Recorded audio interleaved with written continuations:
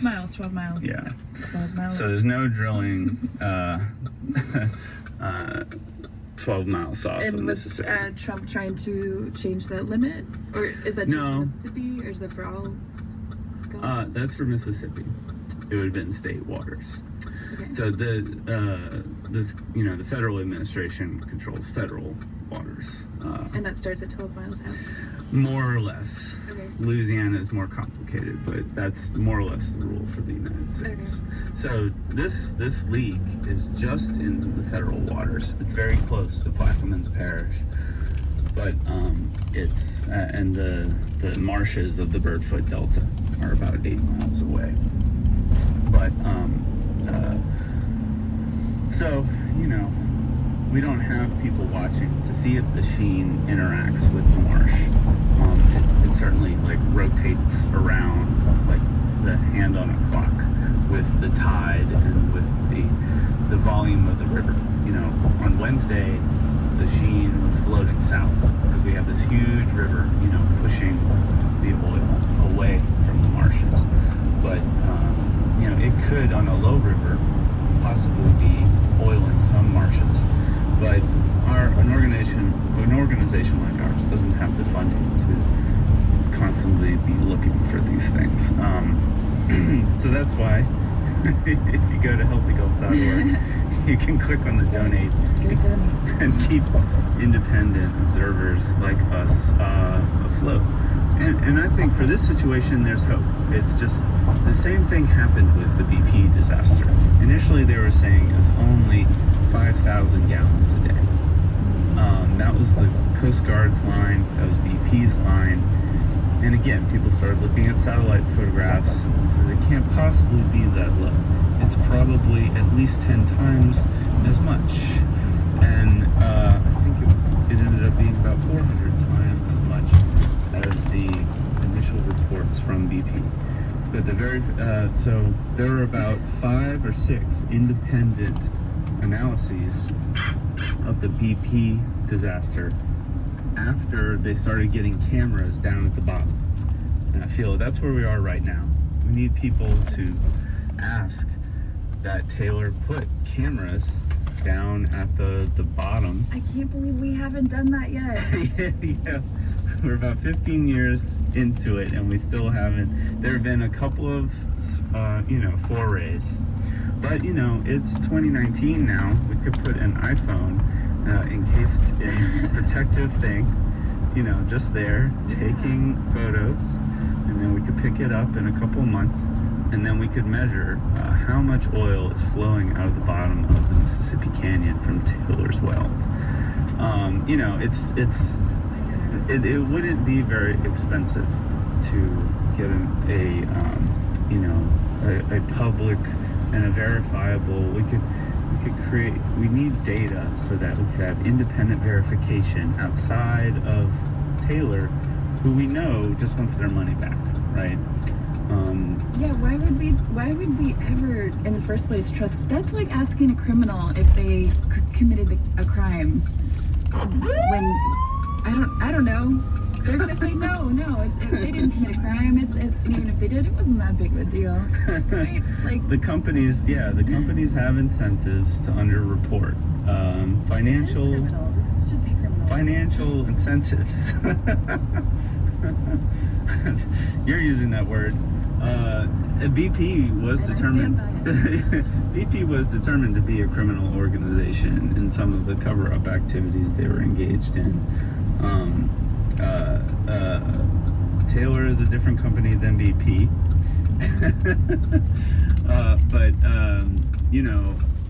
If it gets to this kind of situation where the government's been complaining since 2008. So the government's been complaining about Taylor's underestimates for 11 years. But just last year, the Coast Guard. The government, you mean federal government or state government? Or federal government. Specifically in 2008, it was the Minerals Management Service, which is now the Bureau for Safety for and Environmental Enforcement, or we say BSEE sometimes, BSEE. So you can go to bsee.gov and look up everything that's going on offshore. And yeah, it's safety and environment, because protecting workers in the offshore is also protecting the environment. You know, and as an environmentalist, that's totally true. And most in the offshore, half the time we just want more people working. You know, these companies just need to hire more people, and they need to maintain their structures. All the companies offshore do not hire enough workers to clean things up, and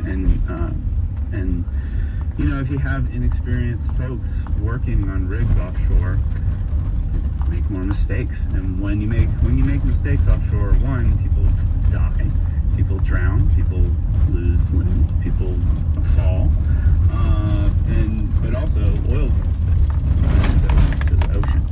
So this is a case where we need the companies and the Coast Guard to put skimmer boats out there to soak up the oil, and before it starts interacting with our ocean habitats like the sargassum seaweed, or there's all kinds. If you fish triple tail offshore,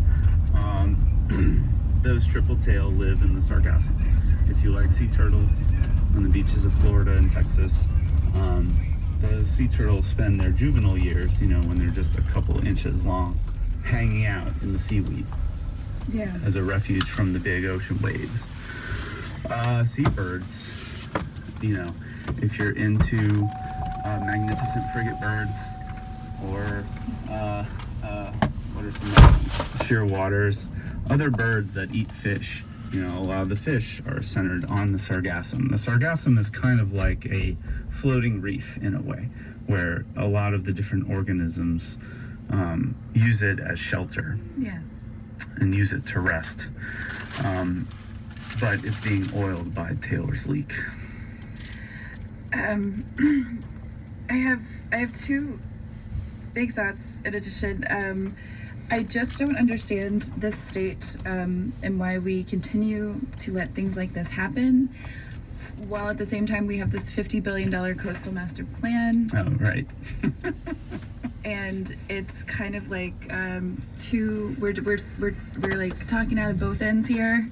Like, right. We want to have our cake and eat it too. Yes, we want to have our cake and eat it too. They're completely contradictory. And yeah. What are we doing? What are we doing? Well, that's the wetlands issue. That's a whole other mess of contradictions, and we'll have to come back next week. What time? How much time do we have?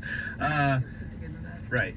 I think as a state, the state of Louisiana, oil politics are very dominant.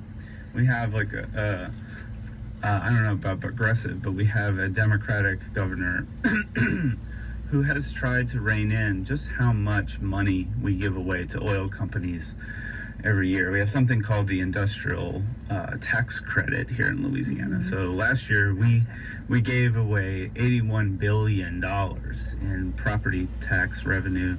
Oh, wait, no, I'm forgetting, that's not quite right. There were $81 billion of properties owned by petrochemical facilities that were not taxed under property tax. Okay.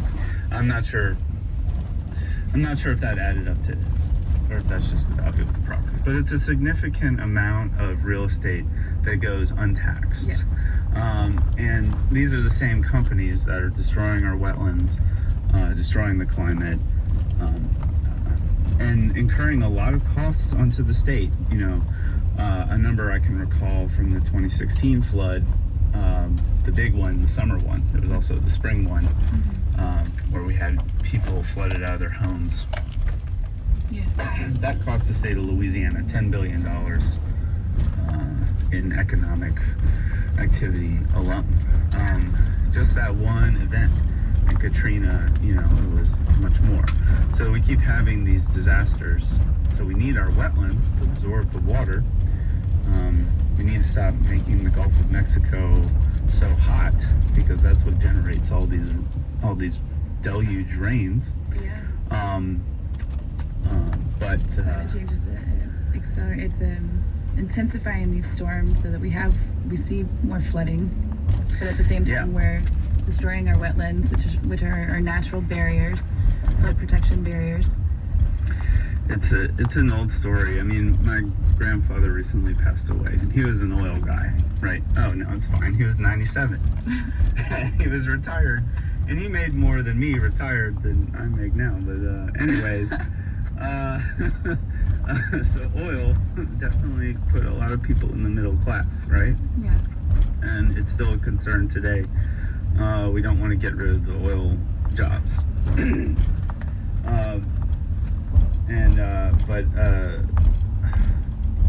When you look at the numbers and you look at the balance sheet, Taylor Energy owes hundreds of millions of dollars to the government in Clean Water Act fines. If the estimates from the independent researchers are shown to be true. Taylor is trying to get hundreds of millions of dollars back from the Coast Guard and the United States government, versus how much do they give in grants? And how much do they give to senators and representatives campaigns? Is it really worth it? And usually the balance sheet would say no, that they're actually, it's easy to donate a little money to a politician rather than actually clean up the ocean like they should under the law.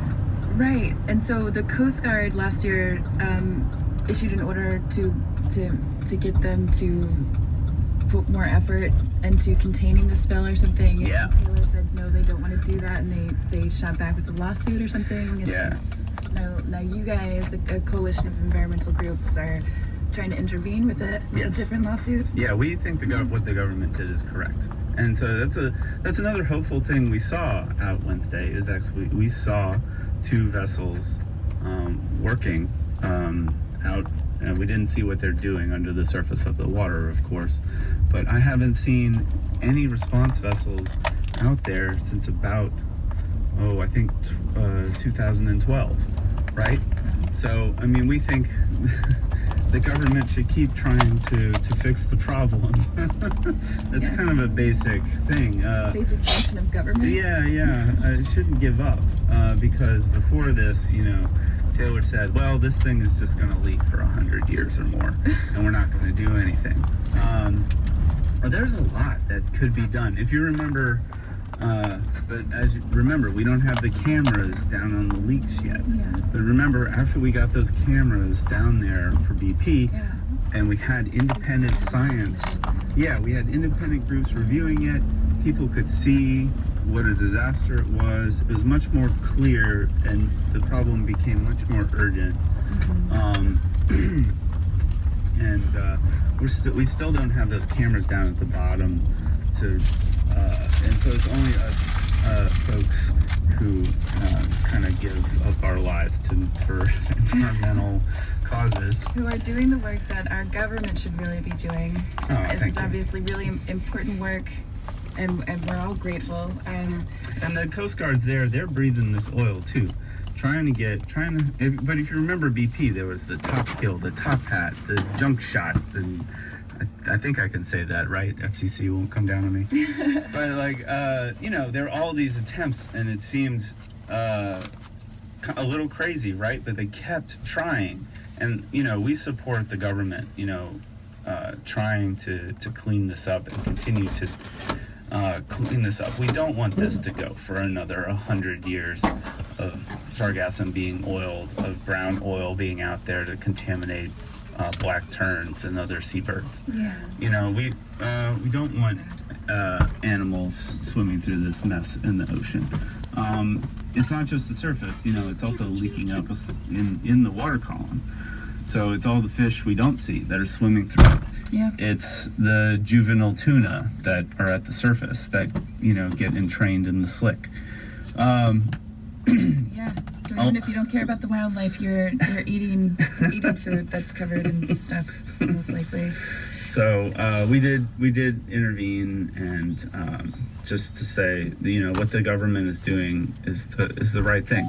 We need to keep trying, just like just like we did during the BP disaster. You know, we really want Taylor to do more like what BP did in just saying, hey, they opened it up, right? At least to all the other oil companies to say, hey, everyone, help us fix this. Yeah. And BP at least did that.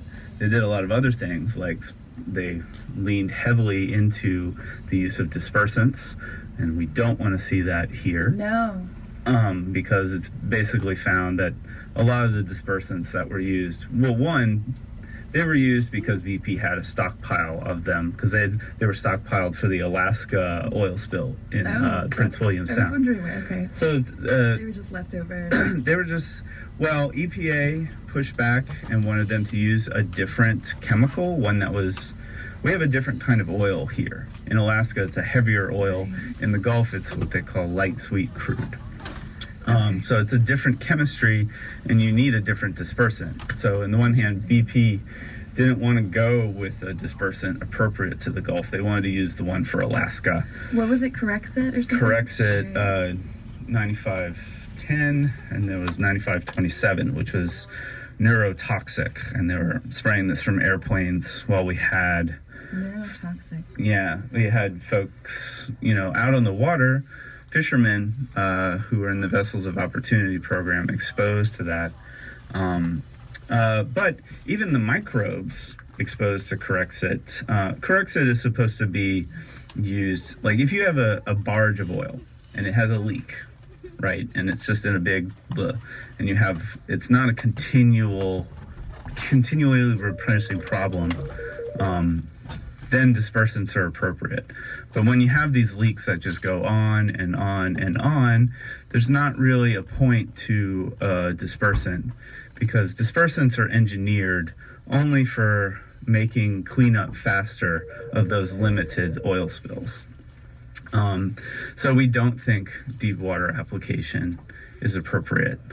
We don't think, you know, the surface oil here, you know, there was an article in the Washinton Post that came out. It was like, this spill is worse than BP. Not really, because it's just not the like sheer magnitude all at once that BP was. It's a lot of oil that has been spilled, and we do think the company should be fined appropriately, but it's not the complete and total disaster. Right. I mean, if it's not, but it's still bad. Yeah, okay. It is still a total failure of our system, I think, and we need a lot more. And so, you know, we're trying to raise awareness about all of the additional things that need to be done. Yeah. We need to have skimmers out there, cleaning it up. Cameras on the bottom. Cameras on the bottom, skimmers on the surface. An agency whose job it is to do this and whatever. We have to wrap this up because it's time for democracy now. I think that I wish we could continue talking. I think we should just record outside of the studio sometime, and then because I have so many questions and probably better use of our listeners' time. I feel like I'm kind of rambling, which is what I'm doing right now. Well, I appreciate it very much. If people want to find out more, they can go to healthygulf.org. And remember, we don't take any money from oil companies or the government, so you can support us at healthygulf.org. Donate if you so choose, but please just inform yourself. I was going to ask before we end, is there any kind of like petition or anything? Can we, like on this particular issue, we don't have a petition on this particular thing at the moment. Our petitions concern a lot of other things in the wetlands. Right. But keep tuned to our Facebook page, Healthy Gulf, and we'll keep you updated. Yeah, it seems like such a simple ask that we should be able to get done. Okay, guys, next up is Democracy Now! Thank you. That was Scott Eustis from Healthy Gulf. Thank you. Thanks so much for coming in and keeping us updated on the state of the Gulf and this Taylor oil spill. Okay, guys, go donate, and time for Democracy Now!